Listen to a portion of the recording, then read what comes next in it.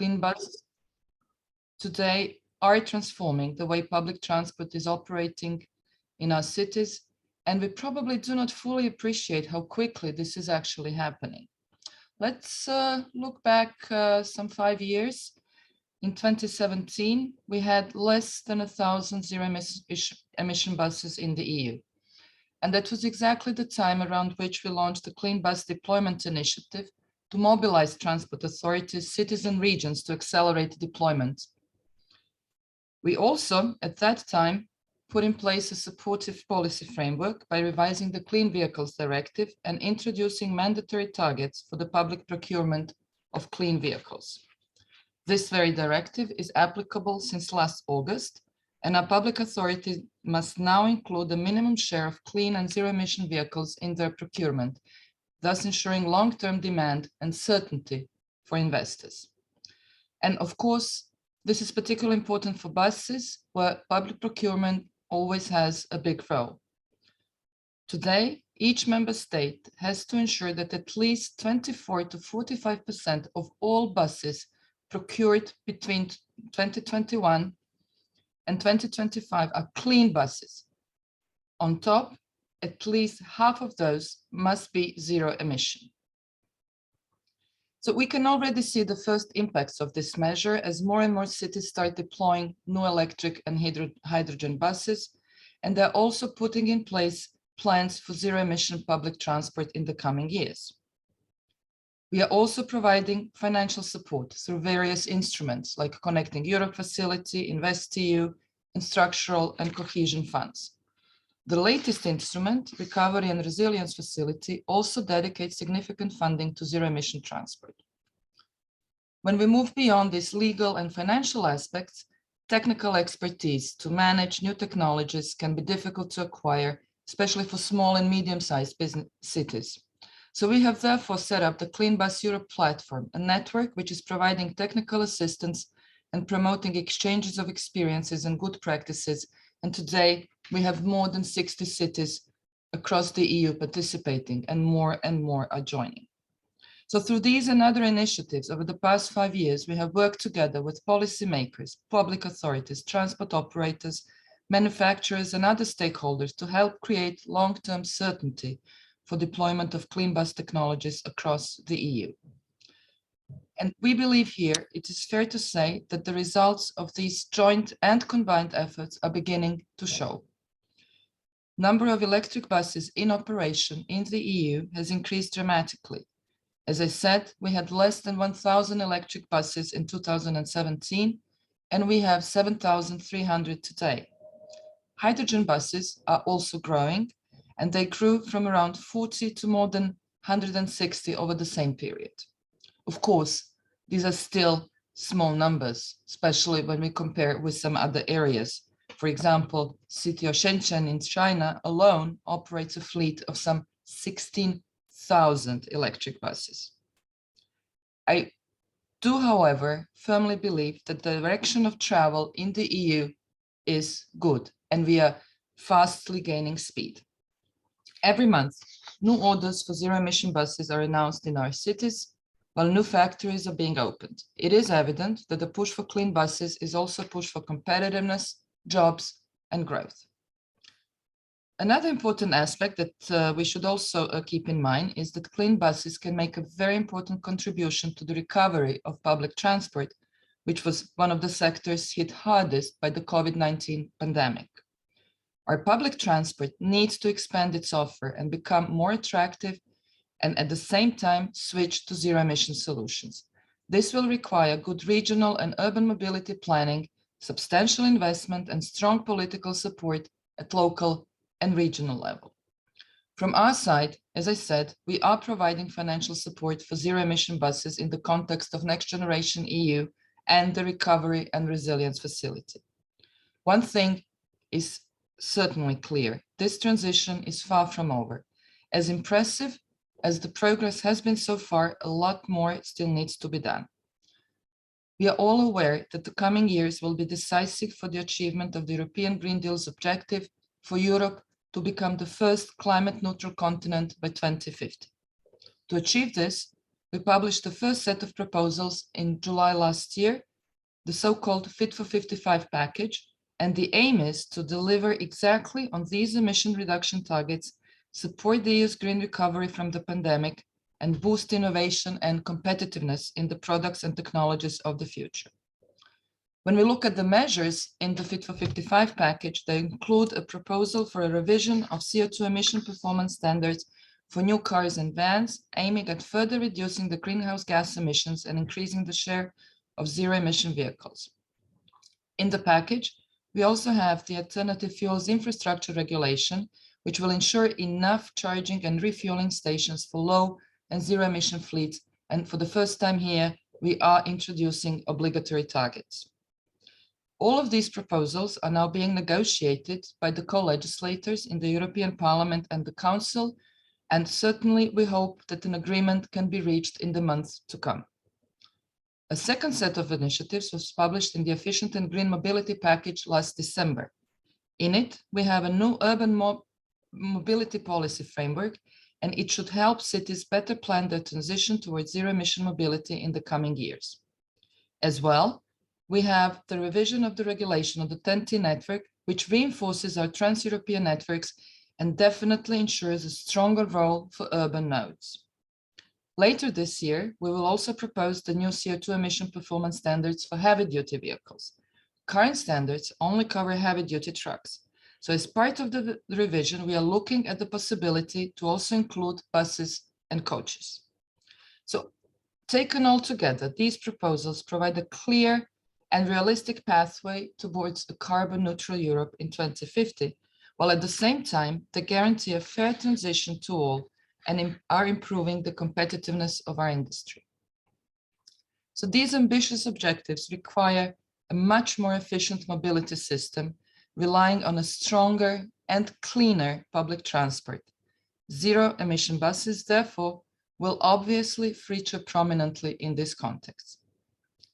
We also have to be fully aware that the Russian war of aggression against Ukraine has made it even more urgent to reduce our dependency on important fossil fuels.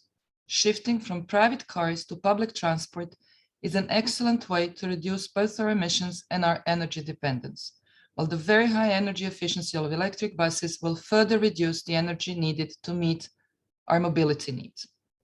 So in conclusion, we now have the right legal and financial framework in place to accelerate the transition to zero-emission buses. And there are extremely pressing reasons why this transition should happen as quickly as possible. It is certainly up to all of us to work together to achieve these results, and we are all excited here in DG Move to work together with all of you over the years and to come. Thank you very much.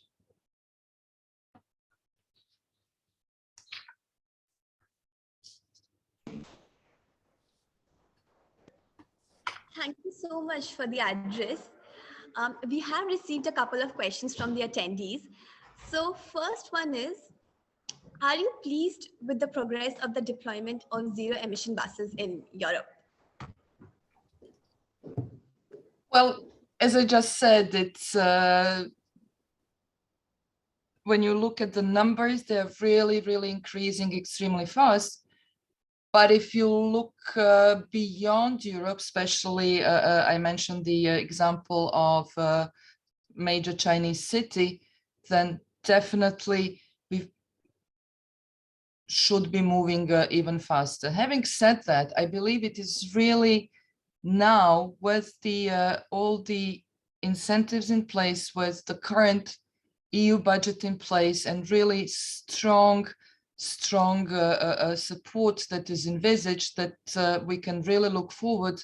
And then let's say next year's conference, I believe that these numbers that are still only in the lower thousands will be completely different. We are very much encouraged to see all member states, when they provided their national recovery programs, they are really foreseeing significant investment in public transport, in various fleets, and on a daily basis, there's really procurement all over the place in Europe for these new zero-emission fleets. So maybe not fully satisfied with the current numbers, but definitely quite happy when we observe the trends. Okay, there's one more question. What are the big challenges that you're observing in the industry? And what are your key suggestions to the industries to fast track the deployment of zero emission buses? Fast track it. We do believe here in the Commission that the perpetual chicken and egg issue is really not on the table anymore. I mean, we have the legal framework. We have thus provided legal certainty. Okay, the co-legislators are still debating, but let's be clear when we talk about the alternative fuel infrastructure regulation. First of all, it's a regulation, so it will be immediately applicable, and nobody is contesting that. And then for the first time, we tried 5 years ago, didn't succeed, but this time, again, nobody is contesting it. There will be obligatory targets for infrastructure. At the same time, with other initiatives that I have outlined, we really have a good situation with a clear view into the future. And I would really like to urge the industry to move. The time is now. All the elements are there, and then on top of everything, and I have to repeat it again, with the horrible Russian aggression on Ukraine, we've just been reminded, if we needed to be, that we really need to get better at energy efficiency, and certainly much better at energy dependency, which will absolutely additionally push us into the clean and low emission mobility. So really appeal to the industry. Everything is in place, and we definitely would be happy to see even a bigger push. Okay, thank you. Thank you. So one attendee is asking, what are some of the best practices that you have observed in Europe that are lessons for cities and local governments when they're looking at deploying zero emission buses?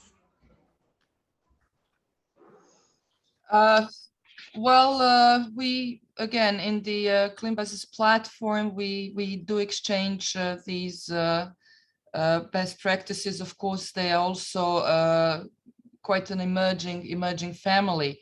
What is really important is in areas where we really see the interaction, and shall also say the vision of the public authorities who are already applying a lot of what is foreseen in legal documents. And as I said, some of them are not even enforced yet.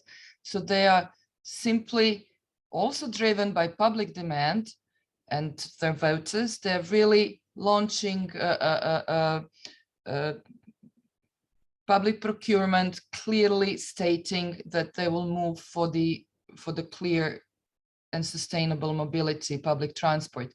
On our side, which we also had some interest, where we also had some introspection, we have, of course, a number of EU budget instruments, and then not all of them were fully aligned. We had only a few years ago still cases where from structural funding you could still finance some not so low emission buses. So from our side, we are also trying to work together and to align all these instruments so that it will also be easier for the public authorities, who to a large extent rely on EU financing, certainly in some EU member states, so that there will be no EU financing for something that is not low or zero emission.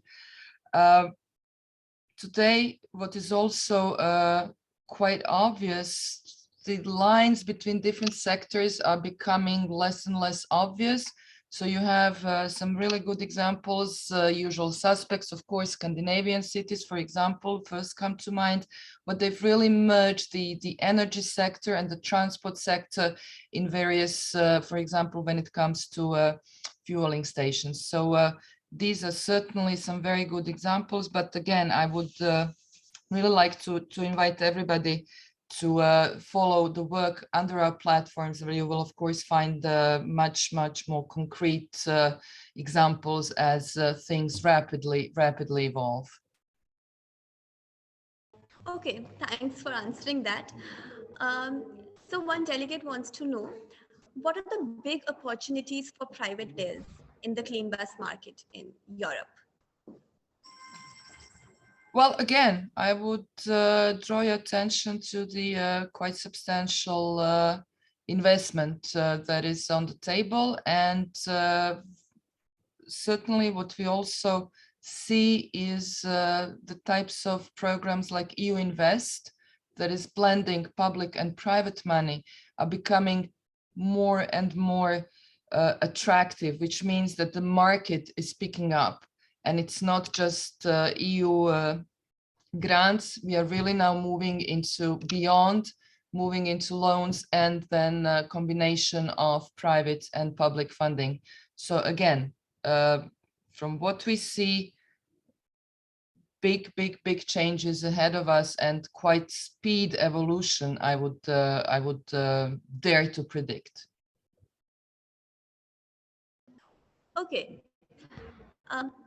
So there's one more question. What are the major policy changes anticipated in the next few months and towards 2025?